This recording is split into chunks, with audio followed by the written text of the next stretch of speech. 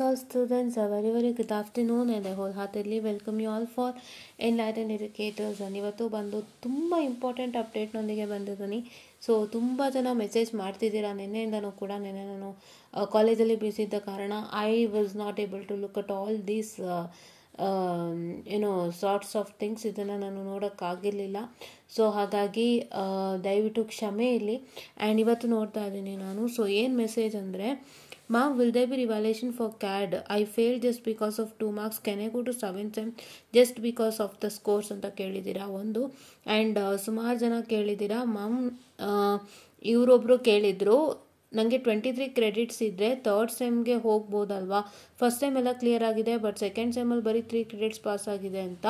So ಇವ್ರು ಮತ್ತೆ ಕೇಳಿದ್ದಾರೆ. ನಾನು ಹೇಳಿದೆ ಅದೇ ಕಾಲೇಜಲ್ಲಿ ಕೇಳಿ ಅಂತ. ಬಟ್ ನೋ ಮ್ಯಾಮ್, ಫಸ್ಟ್ ಸೆಮ್ಮಲ್ಲಿ ಕ್ಲಿಯರ್ ಇದೆ, ಬಟ್ ಸೆಕೆಂಡ್ ಸೆಮ್ಮಲ್ಲಿ ಬರೀ ಒಂದು ಸಬ್ಜೆಕ್ಟ್ ಪಾಸ್ ಆಗಿದೆ. ಏನು ಗೊತ್ತಪ್ಪ, ನೀವು ಮೋರ್ ದೆನ್ 4 ಇತ್ತು ಅಂದರೆ ಫಸ್ಟ್ ಇಯರಲ್ಲೇ ಅದು D10ಗೆ ಹೋಗ್ಬಿಡತ್ತೆ ಕಣಪ್ಪ ಕರೆಕ್ಟಾಗಿ.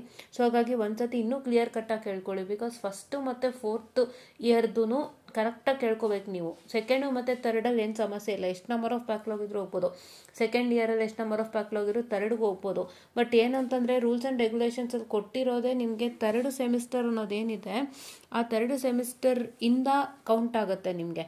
ಸೊ ಎಷ್ಟು ಅಮೌಂಟ್ ಆಫ್ ಬ್ಯಾಕ್ಲಾಗ್ಸ್ ಇದ್ರೂ ಹೋಗ್ಬೋದು ಅನ್ನೋದು 3rd ಸೆಮಿಸ್ಟ್ರಿಂದ ಕೌಂಟ್ ಆಗೋವಂಥ ಒಂದು ವಿಷಯ. ಸೊ ಹಾಗಾಗಿ ದಯವಿಟ್ಟು ಕರೆಕ್ಟಾಗಿ ಕೇಳ್ಕೊಳ್ಳಿ, ಆಯಿತಾ? ಯಾರಿದು ಗಣೇಶ್ ಅವರು, ಓಕೆನಾ? ಗಣೇಶ್ ಯಾರಿವರು? ಗಣೇಶ್ ಅಲುಮೇಲು ಮಠ ಅಂತ ಕೇಳ್ಕೊಂಬಿಡಿ ಅನ್ಸತಿ, ಓಕೆನಾ? ಆ್ಯಂಡ್ ನೆಕ್ಸ್ಟ್ ಬಂದು ಶೋಭಾ ಅವರು. ಮ್ಯಾಮ್ ಪ್ರಶ್ನೆ ಮಾಡಿದ್ದಾರೆ, ಸಮ್ಮರ್ ಸೆಮಿಸ್ಟರ್ ರಿವ್ಯಾಲ್ಯೂಯೇಷನ್ ಮತ್ತೆ ಕೊಡೋದಿಲ್ಲ ಅಂತ ಹೇಳ್ತಿದ್ದಾರೆ, ಹೌದಾ? ಪ್ಲೀಸ್ ತಿಳಿಸಿ. ಮ್ಯಾಮ್, ಇನ್ಫಾರ್ಮೇಷನ್ ಕೊಡ್ತೀನಿ ಇವಾಗ ಅದ್ರ ಬಗ್ಗೆನೇ. ಸೊ ಅದ್ರ ಬಗ್ಗೆ ಮಾತಾಡೋಕ್ಕೆ ಬಂದಿದ್ದೀನಿ ಮ್ಯಾಮ್. ನೆನೆ ಬ್ಯುಸಿ ಇದೆ, ಸೊ ರೆಸ್ಪಾನ್ಸ್ ಮಾಡೋಕ್ಕಾಗಿಲ್ಲ, very sorry ma'am. And Hemant ಅವರು ಕೇಳಿದ್ದಾರೆ, when will it open for revaluation? Last time ಒಂದು ಪೋಸ್ಟ್ ಹಾಕಿದ್ರು TI ಇಂದಾನೆ, ಸೊ ಅದನ್ನು ತೊಗೊಂಡು ನಾನು ಮಾಡಿದ್ದು.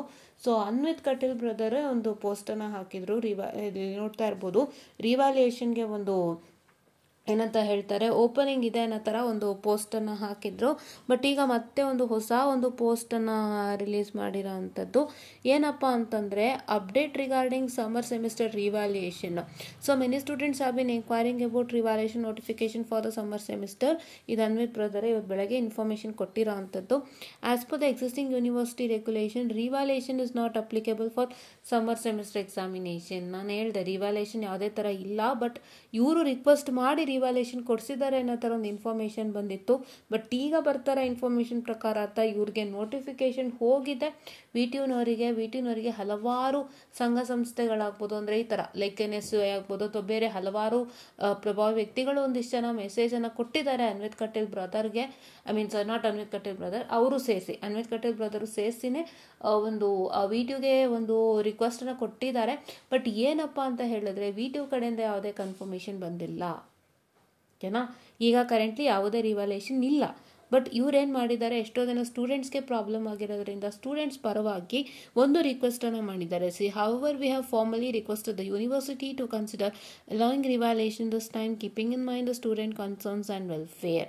So we kindly request all students to remain patient. We are doing our best to ensure a positive outcome. The matter has been communicated to the concerned university officials and we are hopeful for a favorable decision. Stay calm, stay positive and have faith. We are with you. So ಇವರು ಒಂದು ಭರವಸೆಯನ್ನು ಕೊಟ್ಟಿದ್ದಾರೆ, ನಾವು ನಿಮ್ಮೊಟ್ಟಿಗೆ ಇರ್ತೀವಿ ಅಂತ. So ಹಾಗಾಗಿ ದಯವಿಟ್ಟು ಅದನ್ನು ನೀವು ಆದಷ್ಟು ತಲೆಗೆ ಹಾಕ್ಕೊಂಬಿಡಿ.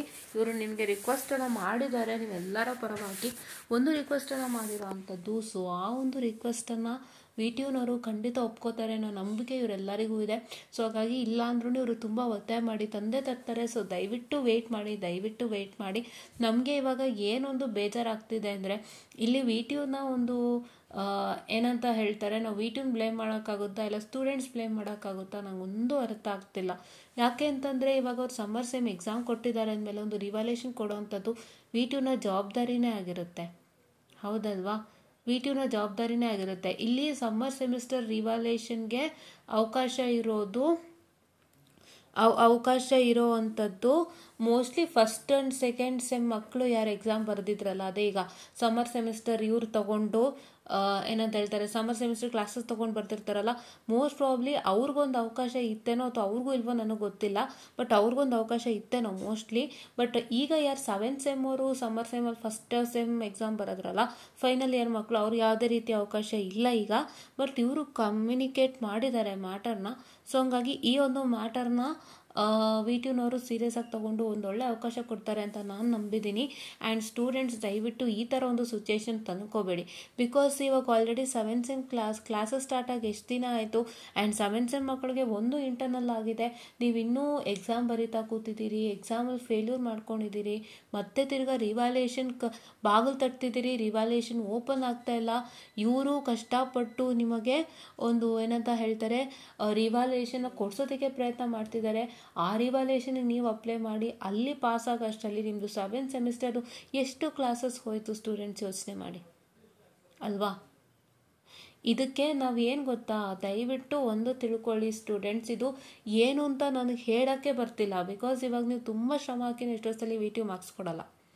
VTU ಅವರೇ ಬೇಕು ಅಂತಲೇ ಅಮೌಂಟ್ ಮಾಡೋಕ್ಕೆ ಮಾಡಿಬಿಡ್ತಾರೆ. ಸೊ ಅಲ್ಲಿಂದನೂ ನೀವು ಸಮಸ್ಯೆ ಅನುಭವಿಸ್ಬಿಡ್ತೀರಿ.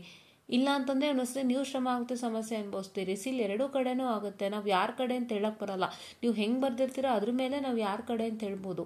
ಸೊ ದಯವಿಟ್ಟು I kindly request both VTU and students. VTU ನಾನು ಒಂದೇ ರಿಕ್ವೆಸ್ಟ್ ಮಾಡೋದು, ಯಾರ್ಯಾರೆಲ್ಲ ವ್ಯಾಲ್ಯೂಯೇಷನ್ಗೆ ಹೋಗ್ತೀರಾ ದಯವಿಟ್ಟು ಒಂದ್ಸಲಿ ಮಕ್ಕಳ ದೃಷ್ಟಿಯಿಂದ ಅವರು ಕರೆಕ್ಟಾಗಿ ಬರೆದಿದ್ರೆ, ಅವರು ಪಾಸಿಂಗ್ ಮಾರ್ಕ್ಸ್ ಅವ್ರ ಹತ್ರ ಇದ್ದರೆ ದಯವಿಟ್ಟು ರಿವ್ಯಾಲ್ಯೂಯೇಷನ್ ಬಾಗಿಲು ತಟ್ಟಿಸ್ತಂತೆ ಅಲ್ಲೇ ಪಾಸ್ ಮಾಡಿಸ್ಬಿಡಿ.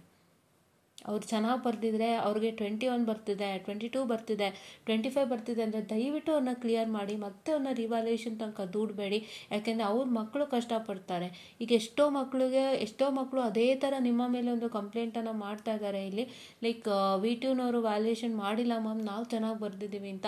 ಸೊ ದಯವಿಟ್ಟು ಆ ಥರ ಇದು ಮಾಡ್ಕೋಬೇಡಿ. ಯಾರೇ ವ್ಯಾಲ್ಯೂಯೇಷನ್ಗೆ ಹೋಗಲಿ ದಯವಿಟ್ಟು VTU look at this, please to look at this. Because ವ್ಯಾಲ್ಯೂಯೇಷನಿಂದ ಯಾವ ಮಕ್ಕಳ ಭವಿಷ್ಯನೂ ಹಾಳಾಗಬಾರ್ದು ಅಂತ ನನ್ನ ಒಂದು ಸಣ್ಣ ರಿಕ್ವೆಸ್ಟು. ಸೊ ಹಂಗಾಗಿ ದಯವಿಟ್ಟು ಫಸ್ಟೇ ಕರೆಕ್ಟ್ ಮಾಡುವಾಗ ನೀಟಾಗಿ ಕರೆಕ್ಷನನ್ನು ಮಾಡಿಬಿಡಿ. ಈಗ ಎಷ್ಟೋ ದಿನಗಳ ಮಕ್ಕಳದು ಹೋಗುತ್ತೆ, 2 ಇಂಟರ್ನಲ್ ಬರೀಬೇಕು. ಆ ಮಕ್ಕಳು ಹೊಸ ಕ್ಲಾಸಸ್ಗೆ ಕೋಪಪ್ ಆಗಬೇಕು ಅಂದರೆ ತುಂಬ ಕಷ್ಟ ಆಗುತ್ತೆ. ಈಗ ನೋಡಿ ಮಕ್ಕಳದ್ದು ಎಷ್ಟು ಕಷ್ಟ ಇದೆ. ಆ್ಯಂಡ್ ಸ್ಟೂಡೆಂಟ್ಸ್ ದಯವಿಟ್ಟು ನೀವೂ ಆದಷ್ಟು ಎಚ್ಚರಿಕೆಯಿಂದ ಇದ್ದು ರಿವ್ಯಾಲ್ಯೂಯೇಷನ್ ಬಾಗಿಲು ತಟ್ಟಂತೆ ನೋಡ್ಕೊಳ್ಳಿ ಸ್ಟೂಡೆಂಟ್ಸ್. ಇವಾಗ ನಿಮ್ಗೆ ಎಷ್ಟು ಕಷ್ಟ ಆಗ್ತಿದೆ ಅನ್ನೋ ನನಗೆ ಅರ್ಥ ಆಗ್ತಿದೆ ಅಲ್ವಾ. ನಿಮ್ಗೀಗ ರಿವ್ಯಾಲ್ಯೂಯೇಷನ್ ಬಿಡ್ತಾರೆ, ಆ ರಿವ್ಯಾಲ್ಯೂಯೇಷನ್ ರಿಸಲ್ಟ್ಸ್ ಕೊಡೋ ತನಕ ನಿಮಗೆ ಸೆಕೆಂಡ್ ಟೆಸ್ಟ್ ಬಂದಿರುತ್ತೆ, ಇಲ್ಲ ಸೆಕೆಂಡ್ ಟೆಸ್ಟ್ ಕಂಪ್ಲೀಟೇ ಆಗಿರುತ್ತೆ ಅಲ್ವಾ. ಅಷ್ಟರಲ್ಲಿ ನಿಮ್ಗೆ ಎಷ್ಟು ಕ್ಲಾಸ್ ಆಗಿರುತ್ತೆ ಎಲ್ಲನೂ ನೀವು ಮಿಸ್ ಮಾಡ್ಕೊತೀರಾ. ನಿಮಗೊಂದು ಸಬ್ಜೆಕ್ಟ್ ಫೇಲ್ಯೂರ್ ಇದೆ ಅಂದ್ಬಿಟ್ಟು ಕಾಲೇಜ್ನವರು ನಿಮ್ಮನ್ನ ಸೇರಿಸೋದು ಇಲ್ಲ, ಕರೆಕ್ಟ್ ಅಲ್ವಾ. ನಿಮ್ಮನ್ನ ಕಾಲೇಜ್ ಯಾವ ಕಾರಣಕ್ಕಾದ್ರೂ ಸೇರ್ಸತ್ತಾ? ಇಲ್ಲ ಅಲ್ವಾ. You are not in the college now, you are sitting outside the college and doing all this, correct ಅಲ್ವಾ. ಸೊ ಎಷ್ಟು ಕಷ್ಟ ಇದೆ ಸ್ಟೂಡೆಂಟ್ಸ್. ಸೊ ದಯವಿಟ್ಟು ಯಾರು ಎದೆಗುಂದಬೇಡಿ, ಯಾರು ಶಕ್ತಿ ಕಳ್ಕೊಬೇಡಿ. ದಯವಿಟ್ಟು ಎಲ್ಲನೂ ಒಳ್ಳೆಯದಾಗುತ್ತೆ. ನೀವು ಸ್ಟೂಡೆಂಟ್ಸ್ ಏನು ಮಾಡಬೇಕು ಅಂದರೆ, ಒಂದು ನಾನಿವಾಗ ರಿಕ್ವೆಸ್ಟ್ ಮಾಡ್ಕೊಳ್ಳೋದು ಎಲ್ಲ ಸ್ಟೂಡೆಂಟ್ಸ್ ಹತ್ರನೂ, ದಯವಿಟ್ಟು ಯಾರೂ ಎದೆಗುಂದಬೇಡಿ. ನಿಮ್ಗೆ ಯಾವ್ದು ಬ್ಯಾಕ್ಲಾಗ್ ಇದೆ ಎಲ್ಲ ನೀವು ಚೆನ್ನಾಗಿ ಬರ್ತಿದ್ದೀರಾ ಅಂದರೆ ಖಂಡಿತ ನಿಮ್ಗೆ ರಿವ್ಯಾಲ್ಯೂಯೇಷನಲ್ಲಿ ಮಾರ್ಕ್ಸ್ ಸಿಗುತ್ತೆ, ಖಂಡಿತ ರಿವ್ಯಾಲ್ಯೂಯೇಷನ್ ಎನೇಬಲ್ ಆಗುತ್ತೆ. ಅಷ್ಟರಲ್ಲಿ ನೀವು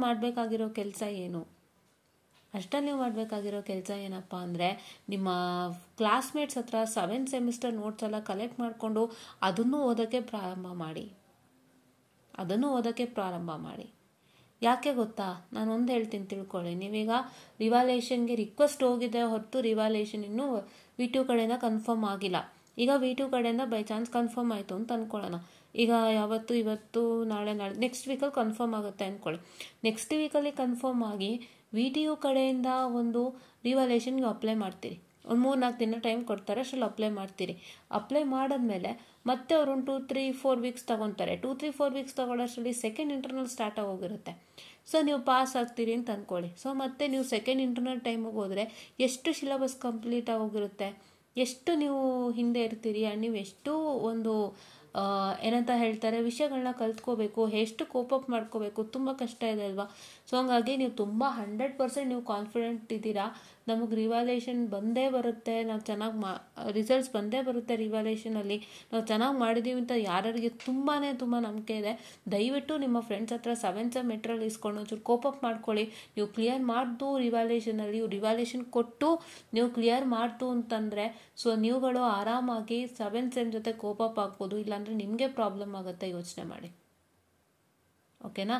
ಸೊ ನಿಮಗೆ ಪ್ರಾಬ್ಲಮ್ ಆಗುತ್ತೆ. ನೀವು ಇವಾಗಿಂದನೇ ಎಲ್ಲ ಮೆಟೀರಿಯಲ್ಸ್ ಕಲೆಕ್ಟ್ ಮಾಡಿಕೊಂಡು ಓದ್ತಾ ಬನ್ನಿ, ಕೋಪಪ್ ಮಾಡ್ಕೊಳ್ಳಿ, ಖಂಡಿತ ಒಳ್ಳೆಯದಾಗುತ್ತೆ. ರಿವಾಲ್ಯೂಷನ್ ಅಂತೂ ಖಂಡಿತ ಕೊಡಿಸ್ತಾರೆ ಅನ್ವಿತಣ್ಣ, ನೋ ವರೀಸ್, ಖಂಡಿತ ಕೊಡಿಸ್ತಾರೆ ರಿವಾಲ್ಯೂಷನ್. ಅವ್ರು ತುಂಬ ಹೋರಾಟ ಮಾಡ್ತಿದ್ದಾರೆ, ಬಿಕಾಸ್ ಅವ್ರಿಗೂ ಅರ್ಥ ಆಗ್ತಿದೆ ಏನು ನಡೀತಿದೆ ಇಲ್ಲಿ ಅಂತ. Because it is not own the problem of student, because ಒಂದು ಅವಕಾಶ ಕೊಟ್ಟಿದ್ದಾರೆ ಅಂತಂದಾಗ ಯಾವ ಸ್ಟೂಡೆಂಟ್ ಕೂಡ ಹಾಳು ಮಾಡ್ಕೊಳ್ಳಲ್ಲ, ಕರೆಕ್ಟ್ ಅಲ್ವಾ. ಅದರಲ್ಲೂ ಇಂಥ ಕ್ರೂಷಿಯಲ್ ಟೈಮಲ್ಲಿ ಅವಕಾಶ ಕೊಟ್ಟಿದ್ದಾರೆ ಅಂದರೆ ಯಾವ ಸ್ಟೂಡೆಂಟ್ ಕೂಡ ಹಾಳು ಮಾಡ್ಕೊಳ್ಳೋದಿಲ್ಲ, ಚೆನ್ನಾಗೇ ಬರೆದಿರ್ತಾರೆ. ಬಟ್ ಎಷ್ಟೋ ಮಕ್ಳು ಹೇಳ್ತಾರೆ ಮ್ಯಾಮ್ VTUನೇ ಮಾರ್ಕ್ಸ್ ಕೊಡ್ತಿಲ್ಲ ಅಂತ.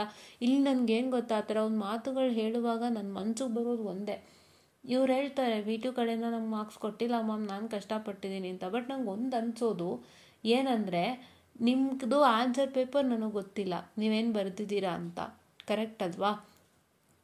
ನನಗೆ ಗೊತ್ತಿಲ್ಲ, ನೀವು ಹೇಳ್ತಿದ್ದೀರಿ VTU ಕಡೆಯಿಂದನೇ ನಮಗೆ ಮಾರ್ಕ್ಸ್ ಬಂದಿಲ್ಲ ಅಂತ.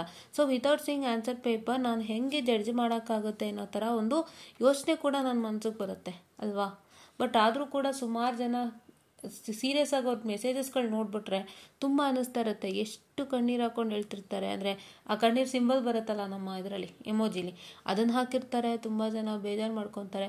ಆಮೇಲೆ ತುಂಬ ಜನ ಫ್ರಸ್ಟ್ರೇಟೆಡ್ ಆಗಿ many people even scold on VTU, correct ಅಲ್ವಾ. ಅದೆಲ್ಲ ಮಾಡುವಾಗ ಅನ್ನಿಸ್ತಿರುತ್ತೆ ಅವರೆಲ್ಲ ತುಂಬ ಸೀರಿಯಸ್ ಆಗಿ ಬರೆದಿರ್ತಾರೆ ಅಂತ. ಬಿಕಾಸ್ ಅವರಷ್ಟು ಸ್ಕೋಲ್ಡ್ ಮಾಡ್ತಿದ್ದಾರೆ, they are becoming so much of frustrated and like they scold VTU that ಕೊಟ್ಟಿಲ್ಲ ಅಂತಂದಾಗ, ಸೊ ಅದು ತುಂಬ ನಮ್ಮ ಮನ್ಸಿಗೂ ಇದಾಗ್ತಿರುತ್ತೆ ಅಲ್ವಾ. ಸೊ ಹಂಗಾಗಿ ಇಲ್ಲಿ ಎರಡೂ ಕಡೆ ಸಮಸ್ಯೆ ಇದೆ. ಒಂದು ಏನಂದರೆ ಸ್ಟೂಡೆಂಟ್ಸು ಕೂಡ ನಾನು ಚೆನ್ನಾಗಿ ಬರೆದ್ಬಿಟ್ಟಿದ್ದೀನಿ VTUಯಿಂದ ಕೊಟ್ಟಿಲ್ಲ ನಂಬ್ಕೊಂಡಿರ್ತಾರೆ, ಬಟ್ ಅವರಲ್ಲಿ ಸಣ್ಣ ಪುಟ್ಟ ಮಿಸ್ಟೇಕ್ ಮಾಡಿರ್ತಾರೆ. ಕೆಲವರು ಇನ್ನೊಂದೇನು ಅಂದರೆ ಕೆಲವರು ಸೀರಿಯಸ್ ಆಗಿ ಬರೆದಿರ್ತಾರೆ, ಬಟ್ VTUನವ್ರು ಕೊಡೋದಿಲ್ಲ. ಸೊ ಹಾಗಾಗಿ ಈ ರೀತಿಯಾಗಿ ಎರಡೂ ಕಡೆಯ ಪ್ರಾಬ್ಲಮ್ಸ್ ಇರುತ್ತೆ. ಎರಡೂ ಪ್ರಾಬ್ಲಮ್ಗಳಿಂದಾಗಿ ಸುಮಾರು ಜನ ಸ್ಟೂಡೆಂಟ್ಸು ಈ ರೀತಿ ರಿವಾಲ್ಯೂಷನ್ ಬಾಗಿಲು ತನಕ ಬರ್ತಾರೆ, ಫೇಲ್ ಆಗೋಗ್ತಾರೆ, ಸಿಕ್ಕಾಕೊತಾರೆ. ಸೊ ಇದೇ ಸಮಸ್ಯೆಗಳು. ಸೊ ಹಂಗಾಗಿ ದಯವಿಟ್ಟು ಈಗ ಆ್ಯಕ್ಚುಲಿ ಅವ್ರು ರಿವಾಲ್ಯೂಷನ್ ಅನ್ನೋದೆಲ್ಲೂ ಮೆನ್ಷನ್ ಮಾಡಿರಲಿಲ್ಲ ಸಮ್ಮರ್ ಸೆಮಿಸ್ಟ್ರಿಗೆ, ನಾನು ಗಮನಿಸ್ದಂಗೆ. ಆದರೆ ಈಗ ಇವರು ರಿಕ್ವೆಸ್ಟ್ ಮಾಡಿರೋದ್ರಿಂದ ಖಂಡಿತ ರಿವಾಲ್ಯೂಷನ್ ಸಿಗುತ್ತೆ, ತಲೆ ಕೆಡಿಸ್ಕೋಬೇಡಿ. ಇವ್ರು ಸಿಗೋ ಹಂಗೆ ಮಾಡೇ ಮಾಡ್ತಾರೆ. ಇವ್ರಿಗೆ ಆಲ್ರೆಡಿ ಸಖತ್ ಪ್ರೆಷರ್ ಹೋಗ್ತಾ ಇದೆ, ಇನ್ನೂ ಪ್ರೆಷರ್ ಜಾಸ್ತಿನೇ ಆಗ್ತಾ ಇದೆ ಲೆಕ್ಕ ಹಾಕಿದ್ರೆ. ಬಿಕಾಸ್ ಸ್ಟೂಡೆಂಟ್ಸ್ಗಳು ಸುಮ್ಮನೆ ಇರ್ತಾರಾ, ಇರಲ್ಲ ಅಲ್ವಾ. ಸೊ ಅವ್ರಿಗೆ ಬೇಕು ಅಂದಾಗ ಅವ್ರು ಖಂಡಿತ ರಿಕ್ವೆಸ್ಟ್ ಮಾಡ್ತಾರೆ. ಸೊ ಹಂಗೆ ರಿಕ್ವೆಸ್ಟ್ ಹೋಗ್ತಾನೆ ಇದೆ. ಸೊ ಹಂಗಾಗಿ ದಯವಿಟ್ಟು ಎಲ್ಲರೂ ಪೇಷನ್ಸು, ಕಾಮಾಗಿ ಇರಿ, ರಿವಾಲ್ಯೂಷನ್ ಖಂಡಿತ ಬರುತ್ತೆ. ಆ್ಯಂಡ್ ನಾನು ಹೇಳ್ದಂತೆ ದಯವಿಟ್ಟು ಎಲ್ಲ ಸ್ಟೂಡೆಂಟ್ಸು ಫಾಲೋ ಅಪ್ ಮಾಡಿ. ಯಾರೆಲ್ಲ ಸೂಪರಾಗಿ ಬರೆದಿದ್ದೀರಾ ನಿಮಗೆ ಖಂಡಿತ 100% ಕಾನ್ಫಿಡೆನ್ಸ್ ಇದೆ. ಸೊ ಯೋಚನೆ ಮಾಡೋದಂತೆ ರಿವಾಲ್ಯೂಷನ್ ಬರುತ್ತೆ. ಅಷ್ಟರಲ್ಲಿ ನೀವೇನು ಮಾಡಬೇಕು ಅಂದರೆ 7th ಸೆಮ್ ಇದು ಏನು ಮೆಟೀರಿಯಲ್ಸ್ ಎಲ್ಲ ತೊಗೊಂಡು ಓದೋಕ್ಕೆ ಸ್ಟಾರ್ಟ್ ಮಾಡಿ. ಇಲ್ಲಾಂದರೆ ನೀವು ಅಕಸ್ಮಾತ್ ರಿವಾಲ್ಯೂಷನಲ್ಲಿ ಪಾಸಾಗಿ ಹೋಗೋಷ್ಟರಲ್ಲಿ ನಿಮಗೆ ಸೆಕೆಂಡ್ ಟೆಸ್ಟ್ ಆಗೋಗಿರುತ್ತೆ ಆ್ಯಂಡ್ ನಿಮ್ಗೆ ಕೋಪಪ್ ಮಾಡ್ಕೊಳ್ಳೋಕೆ ಕಷ್ಟ ಆಗುತ್ತೆ. ಇವಾಗಿಂದನೇ ಅದೊಂದನ್ನು ಸ್ಟಾರ್ಟ್ ಮಾಡ್ಕೊಳ್ಳಿ ಅಂತ ನಾನು ಹೇಳ್ತಾ, Shobha ma'am, I hope you got this video ಅಂತ ಅಂದ್ಕೊತೀನಿ. ಸೊ ರಿವಾಲ್ಯೂಷನ್ ಅನ್ನೋವಂಥದ್ದು ಅವ್ರು ಕೊಡಿಸ್ತಾರೆ, ದಯವಿಟ್ಟು ನೀವು ತಲೆ ಕೆಡಿಸ್ಕೋಬೇಡಿ, ಖಂಡಿತ ಆಗುತ್ತೆ. ಯಾವುದೇ ಭಯ ಬೇಡ ಮ್ಯಾಮ್, ಹೆದರಿಕೆ ಬೇಡ ಮ್ಯಾಮ್, ಆರಾಮಾಗಿರೋಕೆ ಹೇಳಿ ನಿಮ್ಮ ಸ್ಟೂಡೆಂಟ್ಗೆ 100% ನಂಬಿಕೆ ಇದೆ ಅಂದರೆ 7th ಸೆಮ್ದು ಏನೇನು ಮೆಟೀರಿಯಲ್ಸ್ ಇದೆ ಅದನ್ನೆಲ್ಲ ಕಲೆಕ್ಟ್ ಮಾಡ್ಕೊಂಡು ಓದಲಿಕ್ಕೆ ಹೇಳಿ. ಬಿಕಾಸ್ ನನಗೆ ಆಲ್ರೆಡಿ ಹೇಳ್ದಂತೆ ಅವ್ರು ಸೆಕೆಂಡ್ ಟೆಸ್ಟ್ ಇಂಟರ್ನಲ್ಸ್ ಆದಮೇಲೆ ಅವ್ರುಗಳು ಮತ್ತೆ ಒಳಗೆ ಹೋಗೋಕ್ಕೆ ಸಾಧ್ಯ. ಬಿಕಾಸ್ ಅಷ್ಟು ಟೈಮ್ ತೊಗೊಳುತ್ತೆ. ರಿವಾಲ್ಯೂಷನ್ಗೆ ಅಪ್ಲೈ ಮಾಡಿಸಿ ಅವರು ರಿಸಲ್ಟ್ಸ್ ಕೊಡೋ ಅಷ್ಟರಲ್ಲಿ ಒಂದು 10 ದಿನದೊಳಗೆ ಕೊಟ್ಟರೆ ಪರವಾಗಿಲ್ಲ, 2-3 ವೀಕ್ಸ್ ಆದ್ರೂ ಸೆಕೆಂಡ್ ಟೆಸ್ಟ್ ತನಕ ಬಂದೇ ಬರುತ್ತೆ. ಸೊ ಹಂಗಾಗಿ ದಯವಿಟ್ಟು ಮ್ಯಾಮ್ ಅದೊಂದನ್ನು ಮಾಡಿಸಿ ಆ್ಯಂಡ್ ಎಲ್ಲ ಒಳ್ಳೇದಾಗುತ್ತೆ ಮ್ಯಾಮ್. ರಿವಾಲ್ಯೂಷನ್ ಖಂಡಿತ ಬಂದೇ ಬರುತ್ತೆ. ಅನ್ವಿತಣ್ಣ ಅಂತೂ everything will make it successful ಅಂತ ನಾನು ಹೇಳ್ತಾ, ಸೊ ಎಲ್ಲರೂ ಅರ್ಥ ಮಾಡಿಕೊಂಡು ಆದಷ್ಟು stay cool and com. And ದಯವಿಟ್ಟು ನೀವು ಆದಷ್ಟು ಏನೇನು ಬರೆದಿದ್ದೀರಾ ಎಲ್ಲನೂ ಒಂದ್ಸಲ ಚೆಕ್ ಮಾಡಿ ರೆಡಿ ಇಟ್ಕೊಂಡಿರಿ.